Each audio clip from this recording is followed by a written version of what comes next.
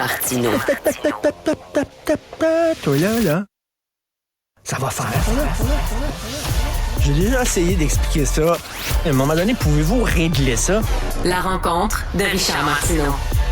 Salut Richard. Salut Alexandre. Écoute, tu sais que chaque jour, je discute avec Thomas Mulcair et Jean-François Lisée. Oui, ça brasse des fois. Hein, je pense que c'est la dernière fois aujourd'hui. Es-tu sérieux? Comment ça? Oui, Jean-François Lisée, dans Le Devoir, il dit que c'est une bonne idée, Québec solidaire, qui interdise aux hommes de se présenter, puis qu'il faut la parité, puis des fois, il faut arriver avec des mesures drastiques pour imposer la parité. Donc, si j'imagine, il va prêcher par l'exemple.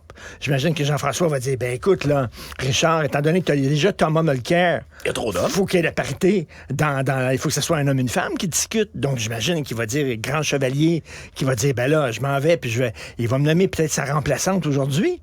Il va se sacrifier. Quand même, il faut à un moment donné être cohérent dans la vie. Alors, si t'écris que t'es pour ça, toi, les mesures drastiques, puis imposer justement la parité. Non, mais je comprends pas, moi, comment une discrimination peut être positive. Tu sais, c'est correct de dire, écoute, à compétence égale, on va faire un effort, etc. Mais de dire, si t'es un gars, on veut rien savoir de toi, c'est de la discrimination. Comme t'es blanc, on veut rien savoir de toi. L'inverse, est-ce qu'on accepterait ça? Je ne comprends pas ce discours-là, mais bref, ça a l'air que ça passe auprès de certaines personnes. Je vais niaiser Jean-François. Je vais lui dire tantôt, même m'a dit, mais Jean-François, donc c'est notre dernière. Tu es en train de m'annoncer dans Le Devoir aujourd'hui que tu ne collaboreras pas plus à l'émission. Bref. Le Front commun. J'ai écrit une chronique là-dessus il y a quelque temps. Il y a un truc en éducation. En fait, le problème principal en éducation, la grève ne le réglera pas. C'est quoi le problème principal en éducation? On baisse toujours la barre. Tout le temps. Il y a une enseignante qui me parlait il y a 2 semaines, puis elle disait, elle enseignait à l'étranger, puis elle dit, quand je suis arrivé au Québec, j'en reviens pas à quel point vous laissez passer des élèves qui devraient pas passer, à quel point il y a des gens qui se retrouvent à l'université qui maîtrisent pas leur langue, qui font plein de fautes.